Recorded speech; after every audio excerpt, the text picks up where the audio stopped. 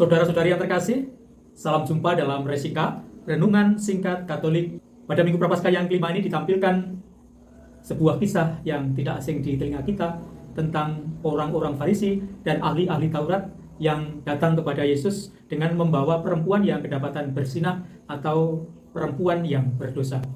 Mereka hendak mencobai Yesus dan berusaha mencari alasan untuk menyalahkan Yesus dengan cara meminta pendapat Yesus terkait dengan perbuatan perempuan yang berdosa ini. Ahli Taurat dan orang-orang Farisi mengutip ajaran Musa tentang hukuman yang harus diberlakukan kepada perempuan yang kedapatan berzinah. Hukum Taurat memang menyatakan bahwa laki-laki dan perempuan yang berzinah itu harus dihukum mati di dalam kitab Imamat bab 20 ayat 10 dengan cara dilempari batu, yang juga tertulis di dalam kitab Ulangan bab 22 ayat 22 dan ayat 24a. Kalau Yesus menyatakan rajamlah sesuai perintah Taurat, mereka akan mempersalahkan Yesus karena ia menyetujui pembunuhan terhadap seorang perempuan yang malang. Sementara itu, kalau Yesus mengatakan jangan lakukan, ia akan dituduh tidak taat pada hukum Taurat. Yesus hanya membungkuk, kemudian menulis-nulis di tanah dan tidak menjawab. Tetapi karena terus-menerus ditanya, maka Yesus menjawab, "Barang siapa di antara kamu yang tidak berdosa, hendaklah ia yang pertama melemparkan batu kepada perempuan ini." Ternyata tidak ada satupun orang yang berani melempar dan mereka pergi satu persatu. Yesus juga tidak menghukum perempuan yang berdosa dan ia mengatakan, "Aku juga tidak menghukum engkau.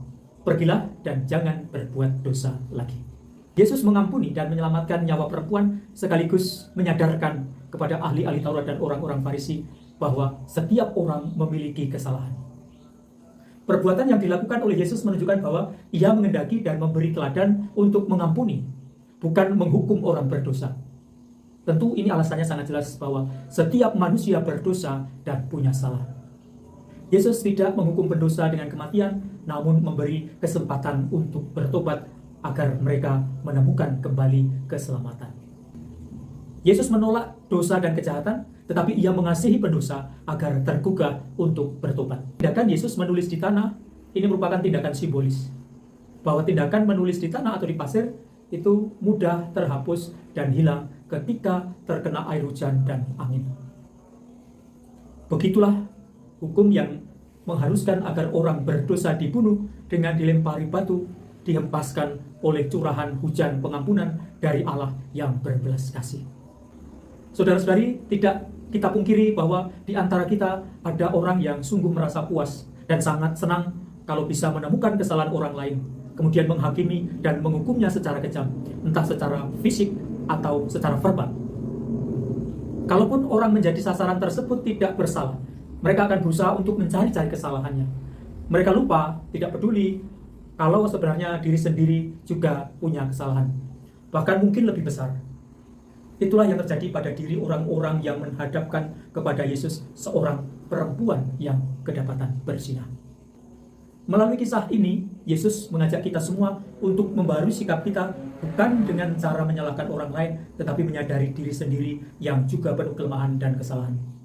Karenanya, cara terbaik untuk membenahi kehidupan atau keadaan kita yang buruk bukan dengan cara menghakimi, melainkan dengan cara mengubah diri kita sendiri.